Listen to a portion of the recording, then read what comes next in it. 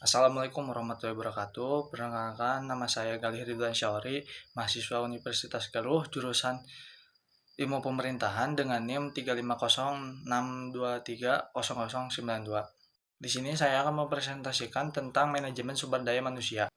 Manajemen sumber daya manusia adalah proses perencanaan, pengorganisasian, pengarahan, dan pengendalian sumber daya manusia dalam suatu organisasi untuk mencapai tujuan organisasi. Tujuan manajemen sumber daya manusia adalah untuk memastikan bahwa organisasi memiliki karyawan yang kompeten dan termotivasi untuk mencapai tujuan organisasi. Serta tujuan manajemen sumber daya manusia adalah untuk meningkatkan kinerja organisasi melalui penggunaan sumber daya manusia yang efektif dan efisien. Manajemen sumber daya manusia bertujuan juga untuk memastikan bahwa organisasi memiliki tenaga kerja yang berkualitas, kompeten, dan terampil, serta dapat membantu mencapai tujuan untuk strategi yang jangka panjang. Selain itu juga meningkatkan produktivitas dan motivasi karyawan sehingga patuh terhadap peraturan undang-undang ketenagakerjaan. Dengan demikian, manajemen sumber daya manusia dapat membantu organisasi untuk menjadi lebih kompetitif di pasar yang semakin sengit dan kompleks. Selanjutnya, sejarah manajemen sumber daya manusia dimulai dari era industrialisasi, di mana fokus utamanya adalah pada efisiensi dan produktivitas. Dalam era digital seperti saat ini, manajemen sumber daya manusia juga harus mengikuti perkembangan teknologi dan memanfaatkannya untuk meningkatkan efisiensi produktivitas dalam pengelolaan sumber daya manusia. Oleh karena itu, manajemen sumber daya manusia menjadi suatu hal yang sangat penting bagi keberhasilan suatu organisasi dalam mencapai tujuannya. Pada masa itu, pengelolaan sumber daya manusia masih belum menjadi perhatian utama. Namun, seiring dengan berkembangnya teknologi dan perubahan pada lingkungan bisnis, peran manajemen sumber daya manusia menjadi semakin penting. Manajemen sumber daya manusia kini tidak hanya berkaitan dengan efisiensi dan produktivitas, tetapi juga dengan pengembangan karyawan, manajemen konflik, keadilan dan organisasi, dan berbagai hal lainnya yang tentunya berhubungan dengan sumber daya manusia. Terdapat beberapa prinsip utama yang harus diterapkan, yaitu keadilan, persamaan hak, dan penghargaan terhadap karyawan. Peran dan fungsi manajemen sumber daya manusia. Peran manajemen sumber daya manusia adalah memastikan bahwa sumber daya manusia digunakan secara efektif dan efisien untuk mencapai tujuan organisasi. Dalam hal ini, dapat membantu organisasi dalam berbagai hal seperti rekrutmen dan seleksi karyawan yang tepat, pelatihan dan pengembangan karyawan, serta memastikan bahwa lingkungan kerja yang sehat dan produktif tercipta. Selain itu juga bertanggung jawab dalam mengelola gaji dan tunjangan karyawan, serta memastikan kebijakan dan prosedur yang berlaku di organisasi sesuai dengan hukum dan standar etika yang berlaku. Dengan demikian, manajemen sumber daya manusia berperan penting dalam menjamin keberhasilan dan pertumbuhan organisasi melalui optimalisasi penggunaan sumber daya manusia yang dimiliki. Fungsi operasional. Manajemen sumber daya manusia adalah suatu fungsi operasional penting dalam sebuah organisasi. Manajemen sumber daya manusia bertanggung jawab untuk mengelola, mengembangkan, dan memotivasi sumber daya manusia agar mampu mencapai tujuan organisasi secara efektif. Fungsi operasional meliputi berbagai aspek seperti rekrutmen, seleksi, pelatihan, evaluasi kinerja, manajemen gaji, manajemen konflik, dan pengembangan karir. Tidak hanya itu, manajemen sumber daya juga berperan dalam menjaga hubungan kerja yang sehat dan harmonis antara karyawan dan manajemen. Oleh karena itu, keberhasilan sebuah organisasi ditentukan oleh kinerja manajemen sumber daya manusia yang baik dan efektif dalam menjalankan tugas-tugasnya. Rekrutmen dan seleksi merupakan salah satu tahapan penting dalam proses pengelolaan sumber daya manusia di suatu organisasi. Tahap ini bertujuan untuk mendapatkan karyawan yang berkualitas dan sesuai dengan kebutuhan perusahaan.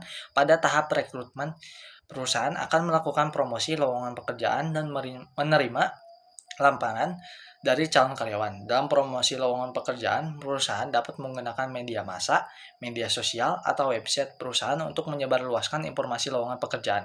Setelah menerima lamaran, perusahaan akan melakukan seleksi terhadap calon karyawan. Seleksi meliputi tahap tes psikologi, tes wawancara, dan pengamatan terhadap keterampilan dan kemampuan calon karyawan. Dengan melakukan rekrutmen dan seleksi yang baik, perusahaan dapat memperoleh karyawan yang berkualitas dan sesuai dengan kebutuhan perusahaan. Selain itu, hal ini juga dapat meningkatkan kinerja perusahaan dan produktivitas karyawan. Selanjutnya, pelatihan dan pengembangan. Pelatihan bertujuan untuk meningkatkan keterampilan dan pengetahuan karyawan saat ini, sedangkan pengembangan berfokus pada peningkatan kemampuan dan potensi karyawan untuk posisi yang lebih tinggi di masa depan. Pelatihan dan pengembangan karyawan sangat penting bagi perusahaan karena karyawan yang terampil dan berkualitas akan mampu memberikan kontribusi yang lebih baik pada perusahaan. Pelatihan dan pengembangan juga dapat membantu karyawan untuk tetap relevan dan up to date dengan perkembangan teknologi dan tren industri terbaru. Dengan demikian, perusahaan dapat mempertahankan daya saingan di pasar dan meningkatkan produktivitas kerja. Selanjutnya, metode pelatihan dan pengembangan dapat berupa pelatihan di tempat kerja, pelatihan off the job, pembelajaran online, dan lain-lain. Selanjutnya, dalam pengembangan pasti terdapat adanya evaluasi. Evaluasi apa sih? Evaluasi biasanya melibatkan penilaian sejauh mana pelatihan telah meningkatkan kinerja karyawan. Beberapa aspek yang perlu dievaluasi biasanya peningkatan kemampuan teknis, perubahan dalam perilaku dan sikap, serta dampak positif pada produktivitas. Selain itu, penting juga untuk mengukur kepuasan karyawan terhadap pelatihan yang diberikan, apakah mereka masih merasa lebih termotivasi atau tidak. Evaluasi biasanya dilakukan dengan berbagai metode seperti survei kepuasan karyawan, tes sebelum dan sesudah pelatihan, wawancara dengan peserta pelatihan dan atasan mereka, serta observasi langsung terhadap kinerja karyawan. Apakah pelatihan yang diberikan telah memberikan manfaat yang signifikan bagi karyawan atau tidak? Selanjutnya, penilaian kinerja. Penilaian kinerja adalah proses evaluasi kinerja individu atau tim dalam organisasi. Adanya metode penilaian kinerja dapat berupa penilaian oleh atasan, penilaian oleh rekan kerja, penilaian diri, dan lain-lain.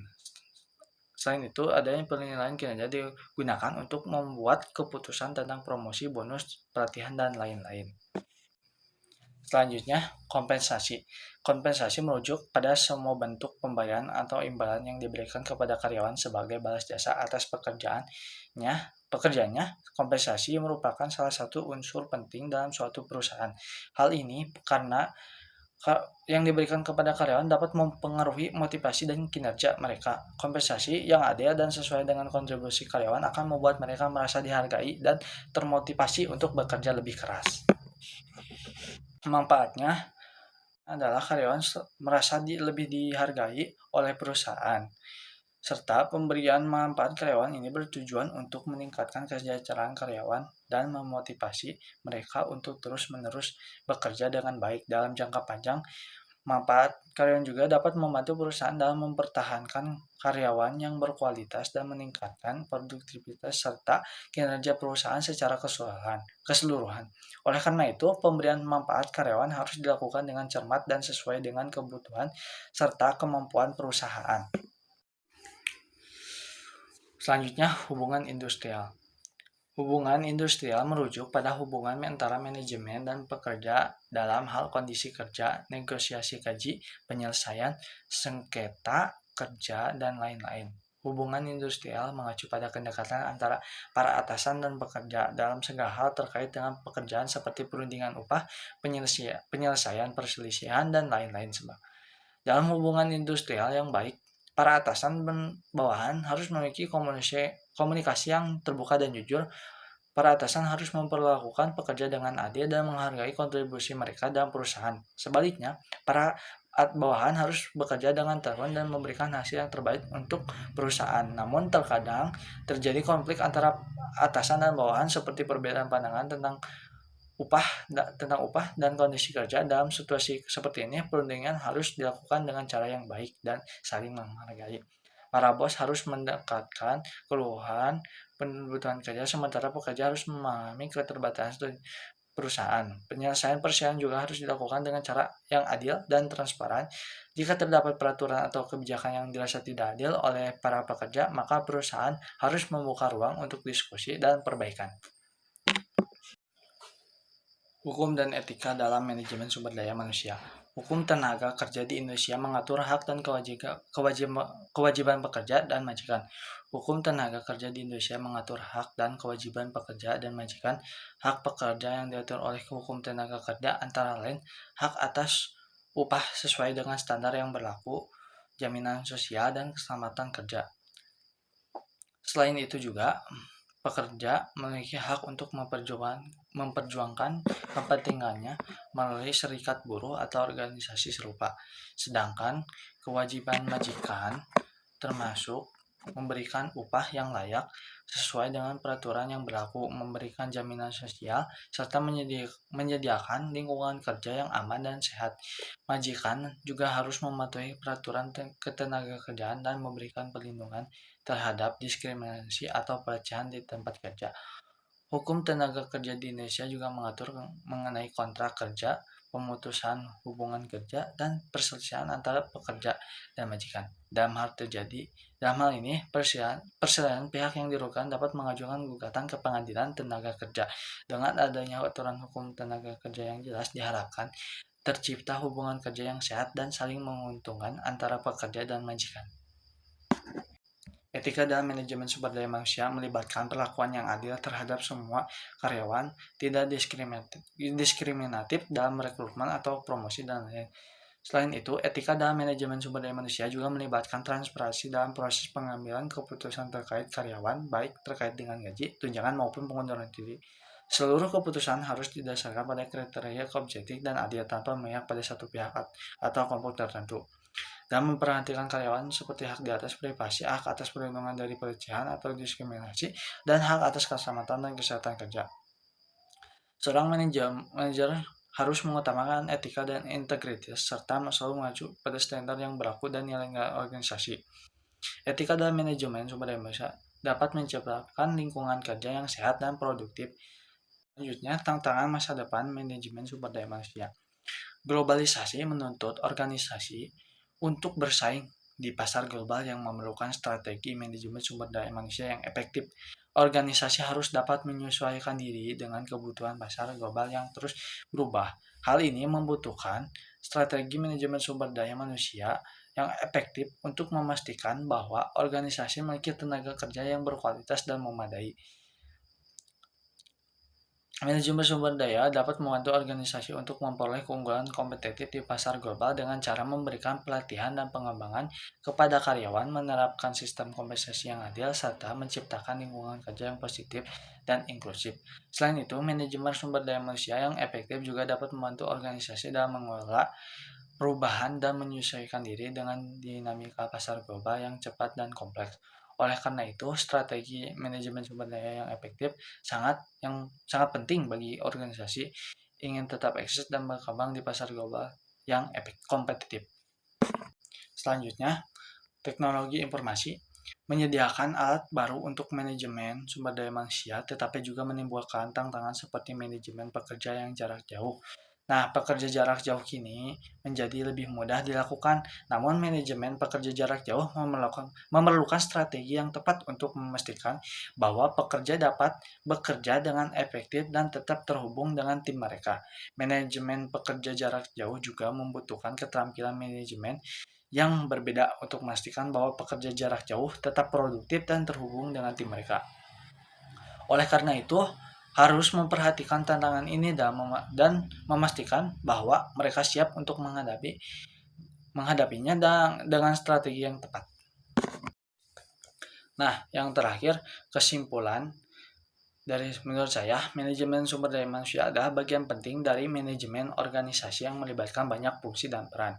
Praktek manajemen sumber daya manusia yang efektif dapat memberikan kontribusi signifikan terhadap pencapaian tujuan organisasi. Dan banyak tantangan yang di masa depan yang memerlukan adaptasi dan inovasi. Sekian. Terima kasih sudah mendengarkan presentasi dari saya. Mohon maaf bila ada kekurangan atau kesalahan kata yang kurang berkenan di hati kalian semua. Terima kasih. Wassalamualaikum warahmatullahi wabarakatuh.